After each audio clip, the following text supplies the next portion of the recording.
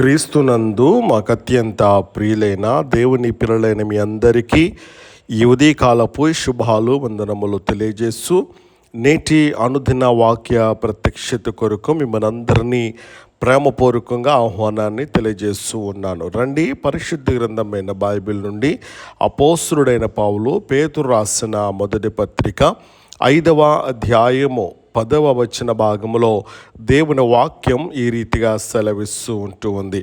మిమ్మును పూర్ణులుగా చేసి స్థిరపరచి బలపరచును. మిమ్మును పూర్ణులుగా చేసి స్థిరపరిచి బలపరచును. ప్రభునందు ప్రియ దేవుని బిడ్డలారా, చదవబడినటువంటి లేఖన భాగాన్ని మనము జాగ్రత్తగా పరిశీలించగలిగినట్లయితే ఈ లోకంలో ఎంతోమంది విరిగినటువంటి హృదయాలతో జీవిస్తూ ఉన్నారు. కొంతమంది బాధల వల్ల కృంగిపోయినటువంటి వారు, మరికొంతమంది మనుషుల మాటల వలన బలహీనపడినటువంటి వారు, మరికొంతమంది పాప బంధకాలలో చిక్కుకుని నా జీవితం ఇక మారదు అని చెప్పేసి అనుకుంటున్నటువంటి వారు ఉంటూ ఉన్నారు. అలాగైతే ఈరోజు దేవుని యొక్క వాక్యం అలాంటి వారికి మహత్తరమైనటువంటి హామీ ఇస్తూ ఉంది. అది ఏంటి అని గనక మనం ఆలోచించగలిగినట్లయితే, దేవుడు నిన్ను పూర్ణుడిగా చేస్తాడు. మనుషులు గాయపరుస్తారు, పరిస్థితులు మనల్ని విరగగొడుతూ ఉంటాయి, కానీ దేవుడు ఏం చేస్తాడు అంటే కనుక పునర్నిర్మాణం చేస్తాడనేటువంటి విషయాన్ని మనము గమనించవలసిన వారమైంటా ఉన్నాం. పూర్ణులుగా చేయును, విరిగిన దానిని దేవుడు మళ్ళీ నిర్మిస్తాడు. పూర్ణులుగా చేయును అనేటువంటి మాటకు అర్థం ఏంటో తెలుసా? చిరిగిన దానిని మళ్ళీ కొట్టడం, విరిగిన దానిని మళ్ళీ చక్కదిద్దుట, లోటును నింపుట. పేతురు ఈ మాట ఎందుకు రాశాడు అని కనుక మనం ఆలోచించగలిగినట్లయితే, తన జీవితంలో కూడా విరిగిపోయినటువంటి వ్యక్తిగా పేతురు మనకు కనబడుతూ ఉన్నాడు. యేసును ఎరుగనని 3 సార్లు చెప్పినటువంటి పేతురు, భయంతో పారిపోయినటువంటి పేతురు, అతడిని దేవుడు ఏం చేస్తాడో తెలుసా? తిరిగి లేపినట్లుగా మనం చూస్తూ ఉంటామన్నా. అందుకే పేతురు చెబుతున్నటువంటి మాట, నన్ను నిలబెట్టినటువంటి దేవుడు మిమ్మును కూడా పూర్ణులుగా చేస్తాడు. ప్రియులారా, అలాగైతే మీ కుటుంబం విరిగిపోయిందా? మీ హృదయం గాయపడిందా? మీ ఆత్మ నిరాశలో ఉందా? దేవుడు చెబుతున్నటువంటి మాట, మీ జీవితం ఇంకా ముగియలేదు, నేను నిన్ను మళ్ళీ నిర్మిస్తాను. ప్రభునందు ప్రియ దేవుని బిడ్డలు గమనించండి. దావీదు పడిపోయాడు, దేవుడు లేపాడు. యోనా పారిపోయాడు, దేవుడు తిరిగి పిలిచాడు.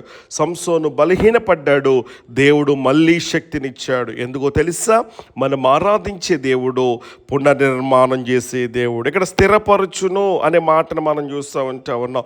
దేవుడు నిన్ను ఏం చేస్తాడు అని కనుక ఆలోచించగలిగినట్లయితే, కథలని వ్యక్తిగా మారుస్తాడు. ఈరోజు చాలామంది పరిస్థితుల చేత కదిలిపోతూ ఉన్నటువంటి వారు. ఒక సమస్య వస్తే విశ్వాసం పోతూ ఉంది, ఒక అపజయం వస్తే ప్రార్థన ఆగిపోతూ ఉంది. కానీ దేవుడు చెబుతున్నటువంటి మాట, నేను నిన్ను స్థిరపరుస్తాను. చెట్టు వేర్ల లోతుగా ఉంటే తుఫాను దానిని పడగొట్టలేదు, విరగొట్టలేదు. అలాగే దేవునిలో వేర్లు ఉన్నటువంటి వారిని శోధనలు ఏమాత్రం కూడా కదిలించలేవు. దానియేలు సింహాల గుహలోను ఎలా ఉన్నాడు తెలుసా? స్థిరంగా ఉన్నాడు. శద్రకు, మేషకు, అబేద్నెగోలు అగ్నిగుండములో కూడా ఎలాగున్నారో తెలుసా?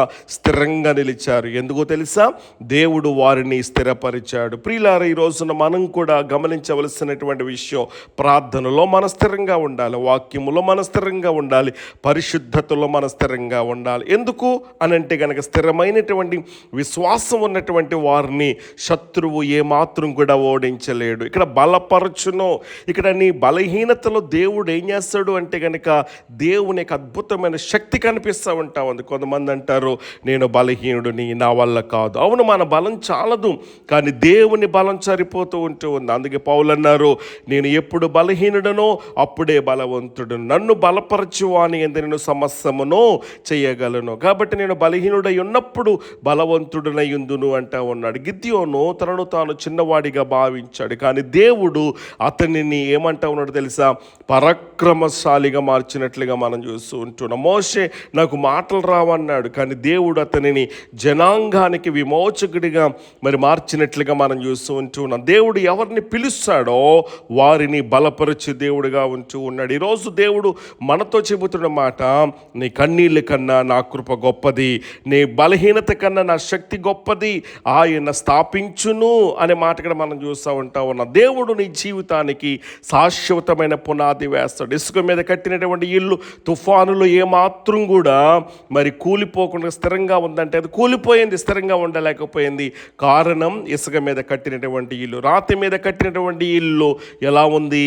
నిలవబడినట్లుగా మనం చూస్తూ ఉన్నాం. అలాగైతే దేవుడు నీ జీవితాన్ని రాతి మీద నిలబెట్టాలనుకుంటూ ఉన్నాడు. లోకం ఇచ్చేటువంటి సంతోషం తాత్కాలికం, మనుషుల సహాయం తాత్కాలికం, కానీ దేవుని పునాది శాశ్వతం.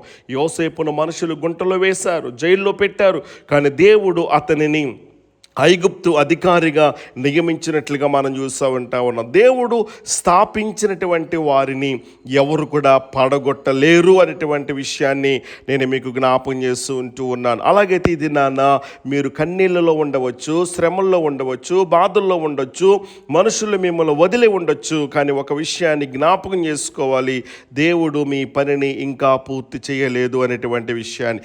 ఆయన మిమ్మును పూర్ణులుగా చేస్తాడు, స్థిరపరుస్తాడు, బలపరుస్తాడు, స్థాపిస్తాడు, ఘనపరుస్తాడు, హెచ్చిస్తాడు, మీ స్థితిగతులను మారుస్తాడు. అలాగైతే భయపడొద్దు, విసిగిపోవద్దు, ప్రార్థనను ఆపొద్దు. ఎందుకంటే శ్రమ తర్వాత స్థిరత్వం వస్తూ ఉంది, కన్నీటి తర్వాత మహిమ వస్తూ ఉంది, బలహీనత తరువాత దేవునికి శక్తి ప్రత్యక్షమవుతూ ఉంది. అలాగైతే కనుక దీనిపై వాగ్దాన ప్రకారంగా దేవుడు మనతో మాట్లాడుతున్నటువంటి మాట, ఆయనే మిమ్మును పరిపూర్ణులుగా చేసి స్థిరపరిచి బలపరచును.